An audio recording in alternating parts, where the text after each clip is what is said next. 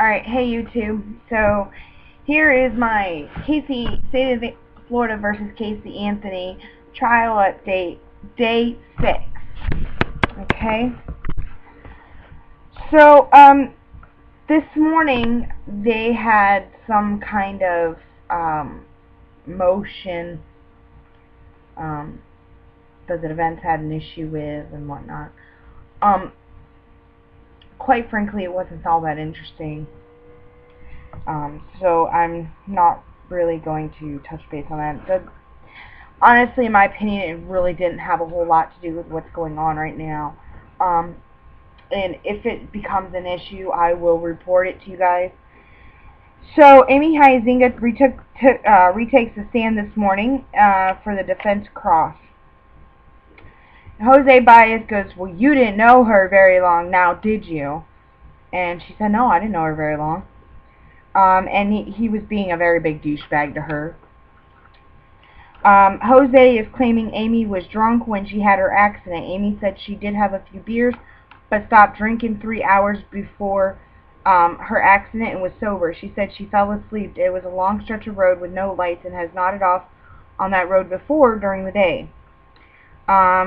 Then he tried to insinuate that everybody's against Casey, everybody's against his client, because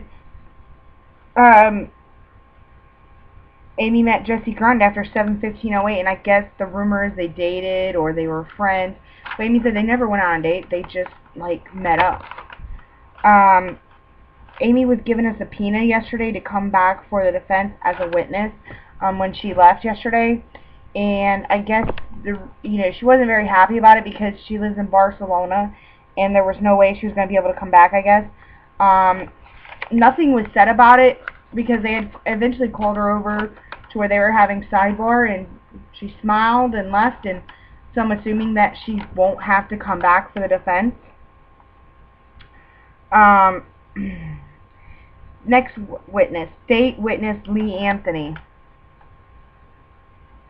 When they called Lee Anthony to stand, Casey starts to try to force a tear out.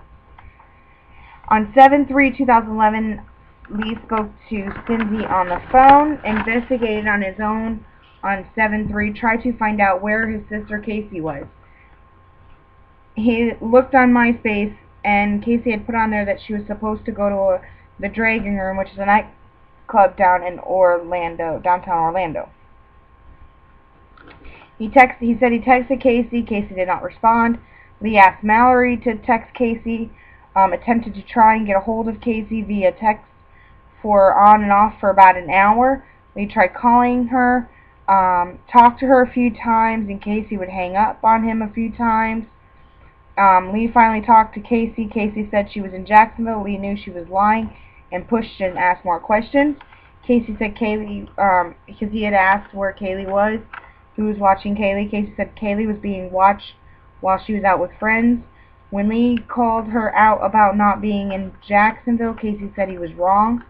When Lee told Casey everyone was worried about her and Kaylee, Casey said, "I'm fine, I'll call Mom tomorrow," and then Casey hung up on Lee. From 7/3/2008 to 7/15/2008, Lee did not make any more attempts to find Casey because Cindy asked him not to. 7/15/2008, when Lee opened the garage door, there was a smell that was strong and potent and a foul smell, as he described it. At the Anthony home for about 5 minutes before he was at the Anthony's home for about 5 minutes before Cindy and Casey got home. Casey told Lee that Kaylee was sleeping and this is her routine, and I don't want to disturb that. Casey and Cindy were arguing for a couple minutes at a time throughout the night. Casey kept saying tomorrow to get Kaylee. They had a short recess. Lee was back on the stand. When Lee asked, "Why won't you allow us to see Kaylee?" Casey said, "Maybe I'm a spiteful bitch." At this time, Cindy was coming and going from the room, and Lee was trying to reason with her. At one point, Casey told Lee that Kaylee was missing and someone took her. Lee Anthony said in his mind there was no excuse why anybody couldn't get Kaylee. And this, again, because they hop back to before he made his one statement about Casey telling him that Kaylee was missing. During sidebar, Casey was crying. Casey told Lee, oh, yeah, Casey told Lee that Cindy has thrown it in Casey's face that she's an unfit mother for Kaylee, and Casey said, maybe I am. No emotion from Casey while this was being said.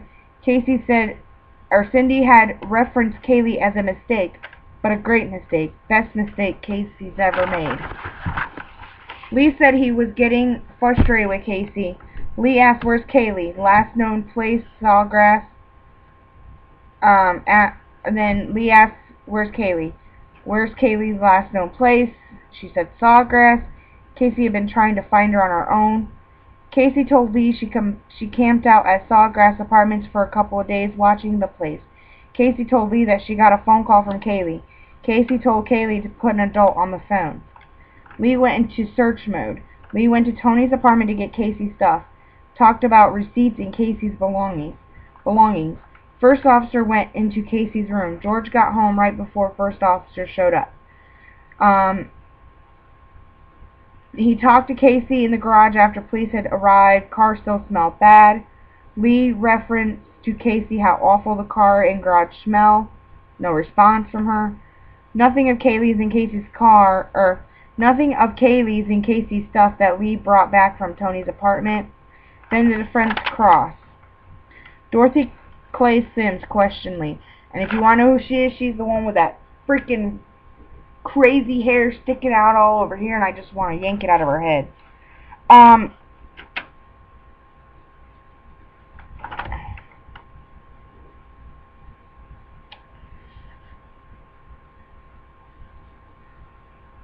She asked, is it accurate that Cindy was saying, I can't believe we are in this situation. How did we get here? Not where's Kaylee? Is it true?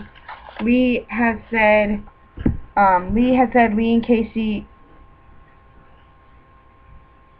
basically shove things in the bag when they pack. Lee said they were the way Casey's bags were packed from Tony's. Casey didn't pack them because I guess they were nice and neat. State redirect 7/3/2011. Phone call from Cindy was not about Kaylee being missing. When police arrived, the focus was on finding Kaylee. Zenaida Fernandez Gonzalez was who took Kaylee, because that's what Casey had told her brother. State witness Rendon Fletcher.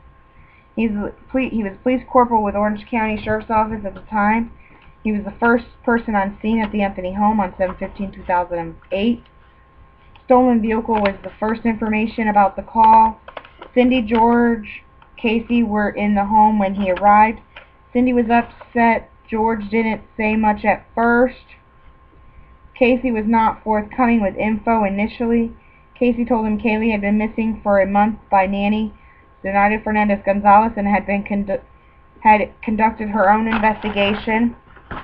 Sergeant Posey arrived and took over scene. He drove over to Sawgrass Apartments. Casey rode with another officer. And Brandon is the one that drove over to Sawgrass Apartments. Casey pointed out an apartment, and it was apartment 210. Blinds were open and appeared to be vacant to Officer Fletcher. Defense crossed by Jose. Garage was open when he arrived. Did not observe any smell from the car, but was not near the car for a lengthy amount of time. Lunch recess. Before the jury comes in, Jose wants to know what portions of the jailhouse videos that the state wants to introduce, and say they are not relative. Judge denies and said he can object briefly. Jury returns. State witness Deputy Adriana Achivado. In 2008, arrived at 9:52 p.m. to the Anthony's home on 7/15/08. Arrived at Sawgrass Apartments at approximately 10:05 a.m. on 7/16/08. Casey rode with her. Casey pointed to the apartment number 210. Casey said she was certain of that was the apartment. At 12:25, 7/16/08, returned to Anthony's home. Defense cross. When she arrived, Cindy was upset, George was calm, quiet, and Casey was fairly quiet like George. Casey was not handcuffed, garage was open, she did smell an odor, garbage type odor. State redirect. Passed the vehicle, not a lot of experience in who she had just briefly passed the vehicle and she said she did not have a lot of experience in human decomposition. Defense cross. Not a whole lot of information needed there. State witness Amanda Macklin. She was the manager of Sawgrass Apartments at that time, and that's all I got from that because feeds were going down due to the storm in Orlando that was going on at the time. State witness Reginald Posey. Supervisor Deputy Sergeant obtained written statement from Casey. Casey told him Kaylee was with a nanny named Zenaida. Casey told him her parents were fighting and Cindy wanted to take Kaylee away from her. Casey said her and Cindy were fighting, and he's the one that contacted Yuri Melich. Defense cross. Cheney Mason did the asking of the questions this time. Before call received, didn't know anyone in the Anthony family, did smell an odor. After he left the Anthony home, he had nothing else to do with the case. State redirect. Casey advised him on 7/15/2008 that Kaylee was alive, believed child to be well. Kaylee was with a babysitter. She could not contact. Casey also said she did not want Cindy to have contact with Kaylee. Nobody wanted or said they wanted to leave. He did not tell Casey she couldn't go anywhere, nor did anyone else tell Casey that. Defense recross. Again, ignorant or stupid points. And I think they're trying to say that Casey was being held there against her will even though she wasn't on arrest, which wasn't the truth. So that was my part 1 of day 6. Stay tuned for part 2.